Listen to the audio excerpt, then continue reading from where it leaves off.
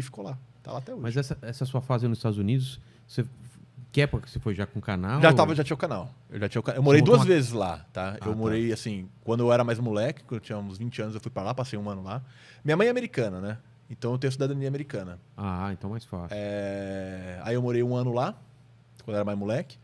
E depois eu fui em 2018 pra lá e eu dividi uma casa em Orlando, era uma casa grande pra caramba, com o Gato Galáctico, youtuber Gato Galáctico. E foi até na fase que ele tava fazendo uma transação meio que de um conteúdo que era muita animação que ele fazia para um conteúdo mais infantil. Eu vi que ele mudou radicalmente, né? E aí, assim, a gente tava dividindo a casa, fazendo conteúdos e, pô, cara, quando eu morei... O que a gente morou lá em Orlando foi uma fase muito boa profissionalmente falando, tá? E também, pessoalmente, ele até é meu padrinho de casamento, enfim, isso deu muito bem. E eu falei, pô, cara, ele queria voltar pro Brasil, né? Ele não tava com... Ele tava com visto de turista. E o visto de turista você pode ficar até um ano lá nos Estados Unidos, né? São 6 meses, mas você consegue mandar uma cartinha lá, um e-mail lá, fazer uma solicitação para ficar mais 6 meses, né? E eles sempre aprovam ou eles não respondem. E se eles não respondem, significa que você tá legal, tá? Se você já pediu, você tá legal. E aí ele tinha que voltar pro Brasil depois de um ano. E eu falei, pô, cara, mas aqui é muito fácil para eu gravar conteúdo, porque eu consigo fazer... Eu fazia muito unboxing, abrindo produtos, mostrando coisa diferente. E se eu voltar pro Brasil, eu vou perder essa linha de conteúdo. Porque a gente não tem nada igual a Amazon lá. É incrível, assim, né? E assim, lá é muito fácil para você fazer vlog, porque tem muita coisa diferente. Mesmo que já tenha tido muitos vlogs por lá, a minha pegada de fazer vlog, de gravar desafio, essas coisas assim, já era um pouco diferente. Primeiro, porque a gente sempre faz as coisas reais, a gente sempre faz, não faz fake. Então isso já é diferente. E segundo, porque eu mostrava algumas coisas muito mais relacionadas a desafios de sobrevivência, essas coisas assim. E eu falei, pô, vou perder isso se eu voltar pro Brasil, né? Mas eu não quero morar sozinho aqui, tá? Então eu tive a brilhante ideia de me juntar com outros youtubers que estavam querendo ir para os Estados Unidos. Eu vou até falar o nome das pessoas. Não sei se você sabe quem conhece o Chevy. Não. Ele foi no Podpah recentemente. Chevy. O cara, gente boa, legal para trazer. Legal. Legal para trazer. O John Vlogs. Tá. Conhece o John Vlogs? Sim. Tá. O Rabicó, que era Mas o John Vlogs ainda tá lá, né? Não, ele tá no Brasil. Já voltou? Ele tá morando agora, acho que é na Moca que ele mora ali. O Rabicó, que é um menino que até parou com o YouTube nessa época. Foi tão traumatizante que o menino desistiu do YouTube. E um menino que chama Seven. Tá. Mas foi traumatizante, então? Não é que foi traumatizante, é que não foi uma experiência profissionalmente falando positiva. Embora a gente tivesse conseguindo fazer números bons no YouTube, a gente nunca teve... A gente teve problema com o locatário da casa. A gente alugou a maior casa da região de Orlando, tá? Pelo menos ali da região de Lake Mary. Só tinha uma casa que era realmente muito maior que a nossa ali, que era do Shaquille O'Neal. A gente tentou ver de alugar a casa dele, era mais de $100 mil no mês a casa. Nossa. Essa que vocês alugaram era quanto, então? Era 15 mil. $15 mil. No mês. Era 14 mil, na verdade.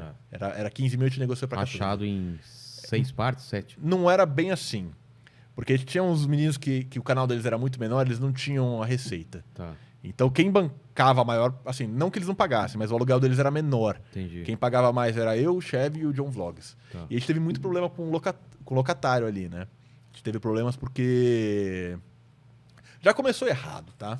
Assim, quando a gente foi alugar a casa, um dos meninos tinha cachorro.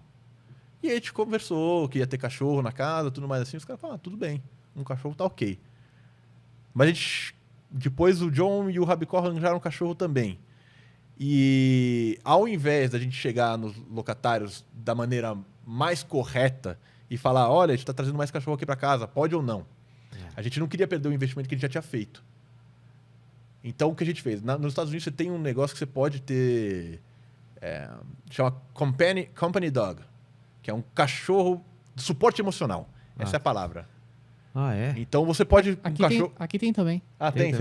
Você pode ir no mercado com o cachorro. Levar em avião, tudo. Você pode. Tá. Então é a mesma coisa.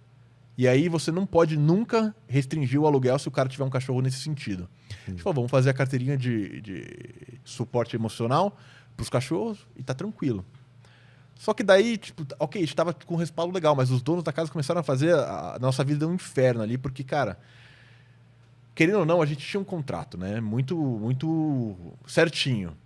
E a gente tava gravando os vídeos pro YouTube e a gente fez a besteira do filho do dono ali saber que a gente tinha canal no YouTube. Então o cara tava vendo a gente fazendo cada merda ali na casa. Dele, cara. Assim, por exemplo, tinha uma cláusula no contrato que não podia abrir um sótão que tinha lá, tá?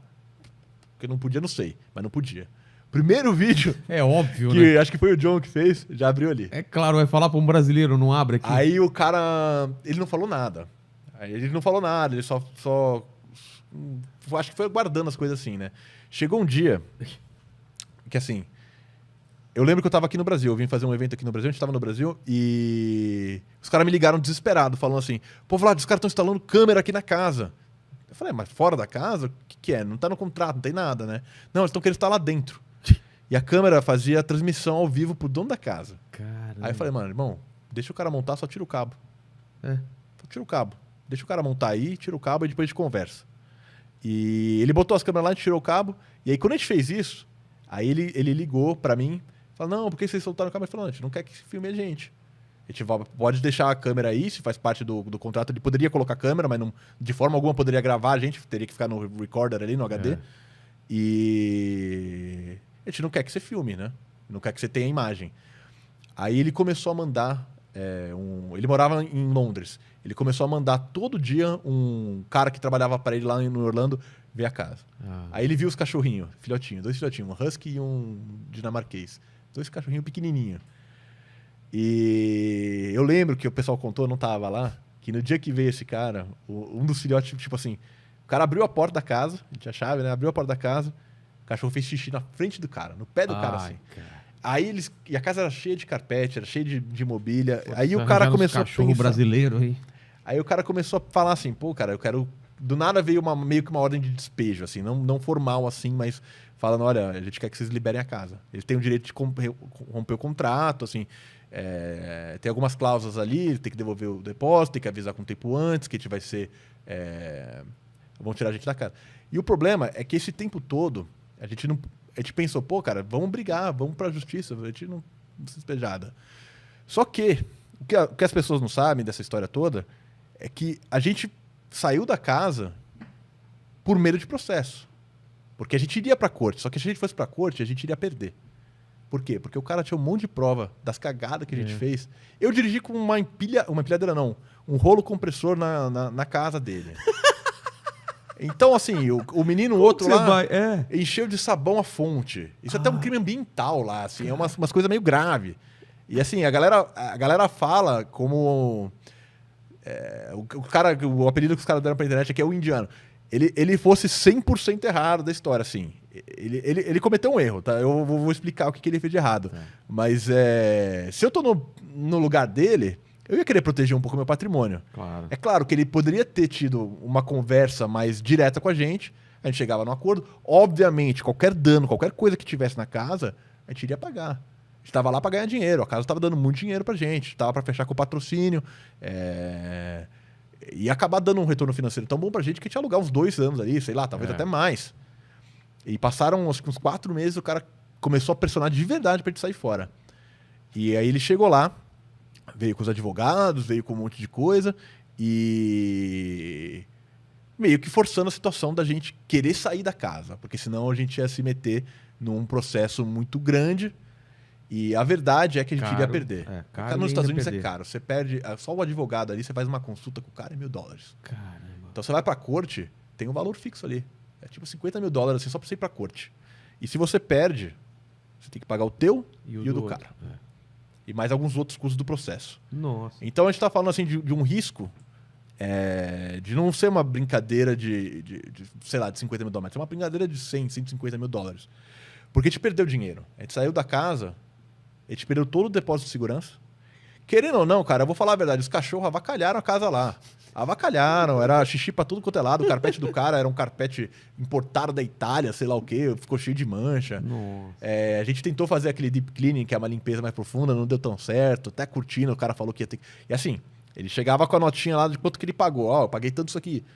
Vocês podem me garantir, adiantar esse dinheiro, que daí eu fico tranquilo? Só que a gente já tinha adiantado pro cara o depósito de segurança de $60.000. Caralho! Pra alugar a casa. Era 3 meses de aluguel, que dá 45, e mais o último aluguel, né? Então dava $60.000 mais ou menos que a gente já tinha adiantado. Que né? não devolveu. Mas não devolveu. Isso aí ele pegou. Foi esse o custo que a gente teve pra sair da casa. Os caras falam 1 milhão, sei lá o que, assim, não, 60 mil dólares. Que a gente Hoje em dia é 1 milhão. Quase. Quase, né? Quase. E mais os aluguéis que a gente pagou e a gente nunca conseguiu criar o conteúdo da forma que a gente queria.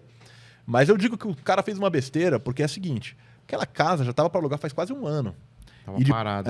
E depois que a gente saiu, ele nunca alugou. Tanto que passou uns 6 meses, ele me mandou uma mensagem exatamente assim, pô, Vlad, acho que a gente... Quando saiu ali, a gente não conseguiu se falar bem, a gente não viu... Poderia ter feito de uma maneira um pouco diferente, talvez conversar em ter comissão de patrocínio. Ele queria ganhar dinheiro, assim... E, cara, a gente tava com a perspectiva de ganhar tanto dinheiro lá... Que vocês até aceitariam. Então, cara, se ele me falar assim, pô, vocês querem ficar aqui? Me dá 20% do que vocês ganharem. Pô, cara, acho que no momento ali, a gente toparia, cara. E eu te falo, ele perdeu não só esse dinheiro, mas ele perdeu todos os meses de aluguel que ele deixou de ganhar. Então, assim, ok, a gente perdeu esse dinheiro, esses 60 mil dólares, foi um estresse emocional do caramba, porque você ser expulso de uma casa, você abandonar a mão do seu projeto que você está pensando para os próximos 2 anos, é muito difícil. É muito difícil. Então teve gente aí que demorou para conseguir se recuperar desses meninos. E até hoje teve gente que nem se recuperou.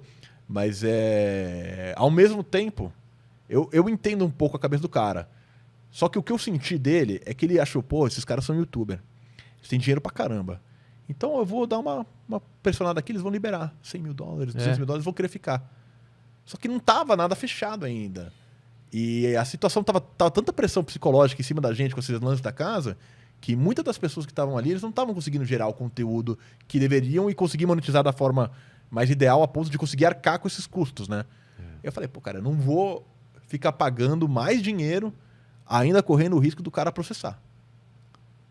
Tá? Assim, pagar depois, assim, o cara entre alguma desavença e pagar uma bolada. Então a gente fez, na hora que ele saiu, falou, pô, cara, fica com um depósito de segurança, assina aqui que você nunca vai processar a gente com isso. A gente nunca aconteceu nada, tá tranquilo, tá tudo tranquilo. Tem até hoje o papelzinho guardado, a assinatura dele. Pelo menos isso. Né? Bom, se livramos da dor de cabeça.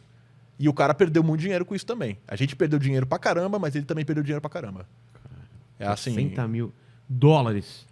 O Eu Mandíbula não não sei ganha. nem o que é. O Mandíbula Sei não ganha nem- isso em 3 meses. Não consigo isso foi contar. um mês do salário dele aí, né? Você tá pagando Não, bem, uns 3 meses. 3 meses, 3 meses. 60 mil dólares? Talvez 3 décadas. Quem sabe? Mas a gente... Fora os outros custos que a gente teve pra tentar... Porque a gente tentou conversar com o cara, assim, não é que a gente não tentou negociar com ele algum arranjo. Só que o problema é que o único arranjo que o cara queria era falar, beleza, esse carpete custa 40 mil dólares. Paga aí. Paga antes.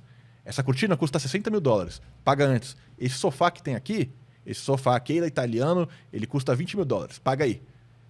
Esse era o único arranjo pro cara. Ele achou, pô, esses caras são youtuber, tem tanto dinheiro. Porque era complicado. O cara chegava lá, era só carrão, os moleques pegavam carrão ali, Lamborghini, sei lá o quê. E... Pra o cara fazer conteúdo, pra né? fazer conteúdo. E o cara pensava, pô, esses moleques têm dinheiro infinito. Vou fazer isso aqui, eles ficam gravando na minha casa, eu esqueço que ela existe. Ele queria vender a casa pra gente. Ele tava pressionando a gente pra comprar aquela casa. Eu senti isso. Ele chegou a falar quanto custava? Ele tentou me vender um monte de vezes, tentou me vender depois. Ele queria... a casa vale 1.800.000, mais ou menos. O lugar ali é meio isolado. Dólares, tá? Claro. E ele queria que te pagasse 2.400 com a mobília, tá?